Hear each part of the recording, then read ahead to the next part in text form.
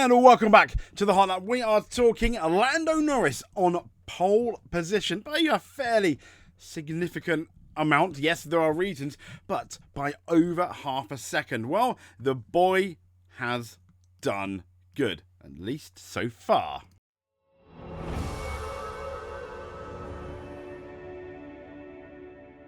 Now, before we get into Lando Norris and the awesome qualifying that he did, let's have a look at this F2 crash because it was absolutely disastrous. And I just wanted to say, thank goodness for the Halo. When the Halo first came out, I was one of those people that were like, nah, it looks ugly, it's horrible. But you check out this crash, it was horrible. With the cars on top of it, look at that. Oh my gosh. I mean, that's just, it's horrible. It is really, really horrible. They've got a replay here as well of cars. It's just reminds me almost of that Belgian Grand Prix crash. The guy, he came out of nowhere. This is another angle from it, from this F2 crash, and I think it's Lindblad being involved. But look at that. You do a barrel roll. Yeah. Thank goodness nobody was hurt. But let's get into qualifying, where this man by 0.521 seconds. Now the reasons why we'll get into in a second. But it looks good, doesn't it? It looks good. If you're a Lando fan, you are going to be very, very happy indeed. Here's the lineup for the race. Before we get into the lineup, let's have a look. Here, 0.521. Leclerc, Piastri over half a second down. Hamilton 0.6 down. I think he'll be happy to be within a tenth of his teammate. Russell, nearly 8 tenths down. Lawson, a second down. Verstappen, 1 second down. There is a reason for that, though. Bortoletto 1.1, Antonelli 1.3, Gasly 1.6. So when we have a look at the grid, it's obviously a not quite 2.2. It's Norris, Leclerc, Piastri, Hamilton. That's your top four. That's your first two rows. Then we have George Russell as kind of like his best of the rest. But who do we have in sixth? Yes, out qualifying Verstappen. No, it is not Singapore 2023, but Liam Lawson out qualified Max Verstappen. Now, the reason why, if you didn't watch qualifying, there is such a big gap, this half-second gap between Norris and Leclerc, is Piastri.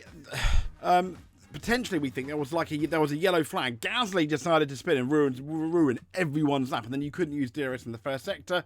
He span about at least 2 or 3 times. Coming out that last corner, the yellow flags were waved, which then stopped Max Verstappen doing his fast lap, and Verstappen had to do his lap, his original lap, his banker lap, on what was worn soft tyres, so he didn't really get a nice run in. Having said that, even so, Piastri got a half decent lap in, except Leclerc got, I think, an absolutely amazing lap in to get second. And Piastri's lap was a bit average, but then, it was a banker, it looked okay. We all knew, okay, what can Piastri do now? Because at the time, I think Norris was just over, maybe like a tenth and a half faster than Oscar. But yeah, so we can blame 10th place Pierre Gasly for the chaos at the end of the qualifying, but that does not take away from what I feel was a really good pole position from Lando Norris, because he was well away, and I don't think that Piastri or Verstappen would have beaten him on that second run. It was just absolutely epic. He found like 0.3 of a second or something like that. So absolutely, well done, Lando Norris. Pole position. You should be proud. So, let's run down the grid then. We've obviously got Norris, Leclerc on the front row, Piastri, Hamilton on that second row, Russell, Lawson on the third row, 7th Verstappen, 8th, well done Bortoletto, where did that come from? 9th Antonelli, 10th Pierre Gasly, 11th Alonso, 12th Albon. Yeah, not particularly great for Williams. They look promising in the Q1, I think. Hadjar 13th, 14th Colapinto, yeah. 15th Behrman, 16th Lance Stroll, oh dear. 17th Ocon, 18th Tsunoda, 19th Sainz, and 20th Hulkenberg. Tsunoda, the poison challenge that second Red Bull seat. Oh dear.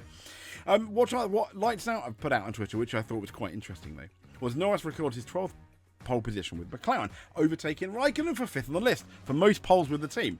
Interesting stat, loving it. So this was Ferrari. So P2 for Charles Leclerc. As you know, they've got this new floor, they've got this update. And I think it's working. And very happy. I think Ferrari should be very happy. P4, Hamilton just within a tenth of Leclerc. He'll be happy. Yes, it is a short track. But could it be possible that we have a Hamilton podium, his first podium of the outside of the sprint race? possibly. And Hamilton basically said it felt like operationally we were the best we've ever been.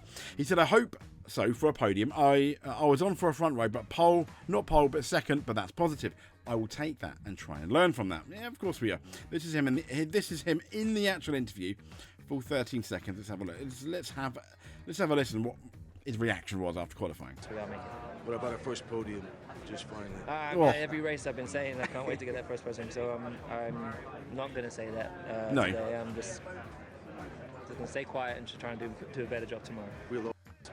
I'll stay quiet and try and do a better job tomorrow. Fair enough, Hamilton. Best of luck there. Liam Lawson, there we go. We mentioned out-qualified Max Verstappen at the Red Bull Ring, the home of the Red Bull team. Basically, Red Bull own the track, don't they? And so, George Russell, though, during qualifying, did a whoops-a-daisy in the pit lane. We can't blame George Russell. It's going to be more the communication between him and the Mercedes team. Entering the fast lane without a suitable gap at 17:03, 3 minutes past 5. Breach of appendix, not good. Reprimando to the competitor. Warning to the driver. The stewards heard from Car 63 and team representative. They reviewed the video. Car 63 tried to enter the fast lane after exiting its garage. To be fair, George Russell did stop when other cars were approaching in the fast lane and therefore had to stop in an angle, preventing the driver from seeing other cars approaching in the fast lane. The driver tried the team radio, but in doing so accidentally slipped the clutch, causing the car to jump forward. The team representative admitted the team could have done a better. Yes, they could have done a better job. Yes, they could have done. The competitors a reminder, yada yada yada, but no penalty. I always think with these ones, no sporting penalty unless it's in a race, or it prevents someone from doing their qualifying lap when there's not much time left. I think fair enough, but I do feel that these should carry a fine for the team, and that fine then comes out their budget for the year. Like, even if it's like 1,000, 2,000 euros, which you think is a pittance for the team, yes, but if it comes out their budget for the year, their cost cap budget, people will be a bit more careful. These are the top 10 sector times. Norris. I mean, he was dominant, wasn't he? 200s in that first sector. So, Norris, as we mentioned, absolutely dominant. 200s in the first sector against Piastri. 2.5 tenths from Verstappen, albeit that's Verstappen on older tyres, which is not too bad. Where was Piastri? Well, he was, a few hundredths down. And essentially, these are the ideal laps, though. This is not, just half a tenth in sector 3. So, realistically, even when we take Piastri's ideal lap, not bad. 3.5 tenths off. And first, second, third, and fourth. So Verstappen, his first sector was just over a tenth down, which is bizarre, really, because Red Bull have been really, really strong in that first sector, haven't they? Red Bull is the only team to have set a slower lap than in 2024. Now, we've mentioned the reason why, but then you had Tsunoda. I mean, that's still slightly concerning. Top speeds only. Yeah, that's your top speeds. So the top speeds was Leclerc in the Ferrari. Piastri was second. Where's Norris? Norris is kind of like in the middle of the pack there. And Hamilton's kind of like in the middle of the pack. We're talking at 3 or 4 miles per hour. Where was Verstappen? Verstappen 3.23. That's bizarre because Red Bull were actually quite fast. So I mentioned the comparison between 2024 and 2025. As you can see here, this is the graph. And Red Bull were half a second slower this year compared to last year, which is really concerning. However, we had that slight mess up with Max Verstappen in the qualifying. So I think that's probably the reason why. But the Haas team and the Mercedes team are about a tenth faster, which is concerning. Sauber, 1 second quicker. Ferrari, 3.5 tenths quicker, but McLaren 7.5 tenths quicker. That shows you how much they've done. Williams and Aston Martin about half a second quicker as well, which is not too bad. But there we go. So this is the grid for the race. Who's going to win? I think if Lando Norris can get into the lead on the first lap, or not get into the lead, stay in the lead on that first lap, he's got a very good chance of winning. Even if Piastri beats him at the start, I think Lando's pace in Austria will still be enough to win, and we'll see a ding-dong battle. You almost want Piastri to take the lead in the first lap to make it a very interesting race. In terms of the Ferraris, I think Verstappen could come forward to potentially get a podium. It will all depend on whether we have any funny business with safety cars, where those Ferraris are. if it's as hot as it was today, I expect Mercedes to struggle. Although they did well in Canada, didn't they? But I expect Mercedes potentially to struggle. And I think it's going to be a McLaren 1-2 with one of the Ferraris on the podium. Whatever one doesn't have a messed up strategy from their pit wall.